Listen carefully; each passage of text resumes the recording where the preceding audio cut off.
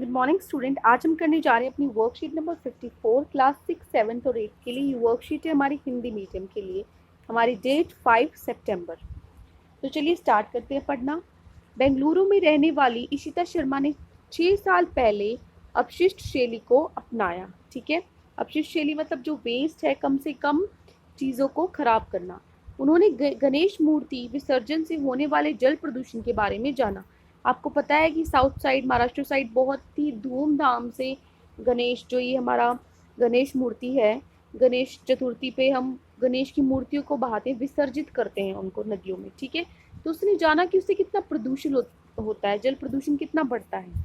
जो वो मूर्तियाँ होती हैं वो किसकी बनी होती है? ये मूर्तियाँ प्लास्टर ऑफ पेरिस मतलब रासायनिक पदार्थ जिसका उपघटन होने में लगभग 1 महीना लगता है। मतलब कि जो प्लास्टर ऑफ पेरिस है, पीओपी से वो मूर्तियाँ बनती हैं जिसको 1 महीना लग जाता है गलने के लिए, डिकम्पोज होने के लिए।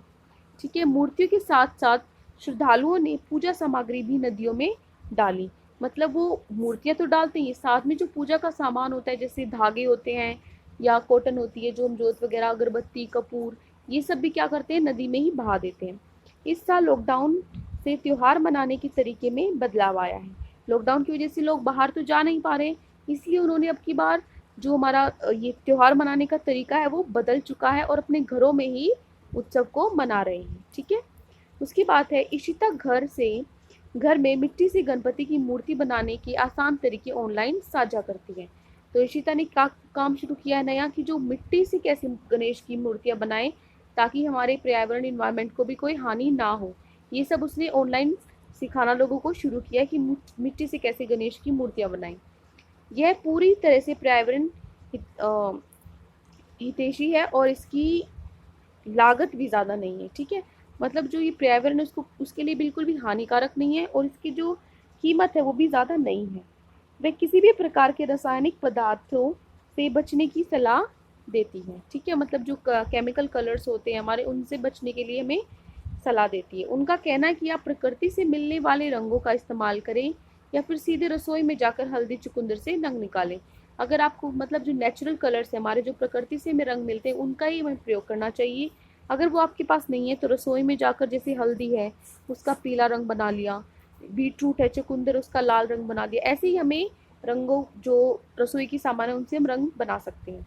लोगों ने मूर्तियाँ बनाने के लिए रचनात्मक तरीके जैसे चॉकलेट, लाल मिट्टी, सब्जियां और अखबार जैसे जैव निम्नीकरणीय जो सूक्ष्म जीवों द्वारा कार्बन डाइऑक्साइड, जल और मीथेन जैसे सरल पदार्थों में तोड़ दिए जाते हैं पदार्थों का उपयोग करना शुरू कर दिया। मतलब कि उन्होंने कौन सी चीजें शुरू कर दी है?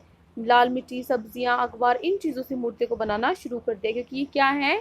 जैव निम्नीकरणीय। मतलब ये क्या है? जैसे बायोडिग्रेडेबल क्या होता है कि जो जल्दी से क्या हो जाते हैं, डिकम्पोज हो जाते हैं, गल जाते हैं, और नॉन बायोडिग्रेडेबल जो नहीं होते। ठीक है, तो उन्होंने इन चीज़ों का प्रयोग करना शुरू कर दिया। उसके बाद आपके आते हैं क्वेश्चन आंसर। सबसे पहले क्वेश्चन है आपका, लोगों ने मूर्ति बनाने के लिए किन पदार्थों का उपयोग करना शुरू किया? ये अभी अभी हमने पढ़ा है। आपको क्या लगता है इन वस्तुओं का उपयोग क्यों कर रहे हैं? ठीक है, तो उत्तर एक आप लिखोगे, यहाँ पर आओगे आप, तो ये आपका उत्तर एक है। लोगों ने मूर्ति बनाने के लिए रचनात्मक तरीके जैसे चॉकलेट, मिट्टी, सब्जियां और अखबार जैसे जैव निम्नीकरणीय पदार्थों का उपयोग करना शुरू कर दिया है। ठीक है, ये आपका हो गया उत्तर नंबर एक।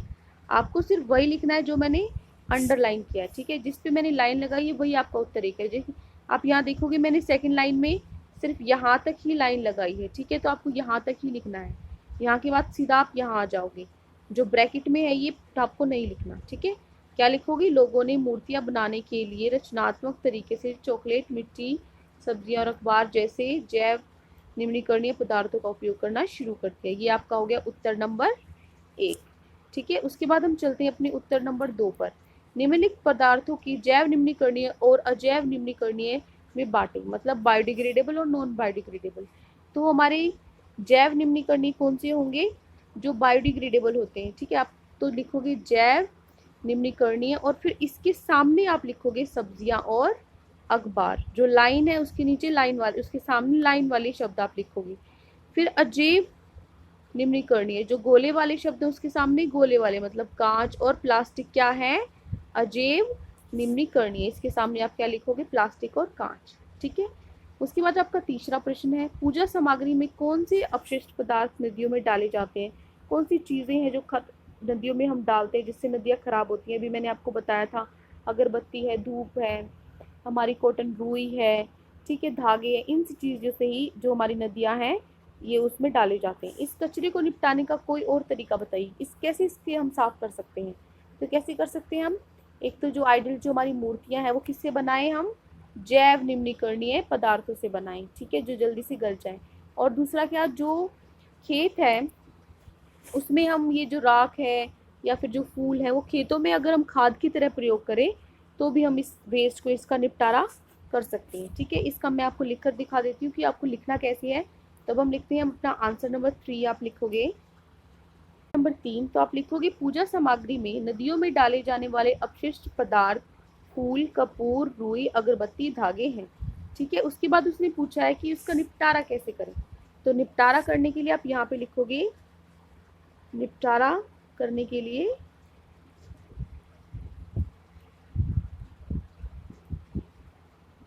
निपटारा करने के उपाय, इसका कैसे निपटारा करें।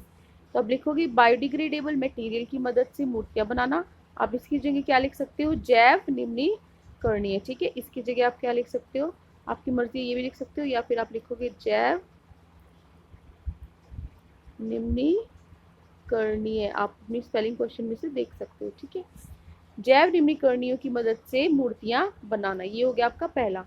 दूसरा पॉइंट आप क्या लिखोगे, राख है, फूल है, उनको खेतों में फेंक देना चाहिए ताकि इससे खाद के रूप में इस्तेमाल किया जा सके, ठीक है। ये आपका हो गया उत्तर नंबर 3। यहाँ से आप देख सकते हो उत्तर नंबर 3 में आप ये लिखोगे, ठीक है। आज की वर्कशीट में इतना ही। आई होप आपको ये वीडियो पसंद आई हो। अगर आपको मेरी वीडियो अच्छी लगी हो तो प्लीज़ मेरे चैनल को सब्सक्राइब करें। Thank you and have a nice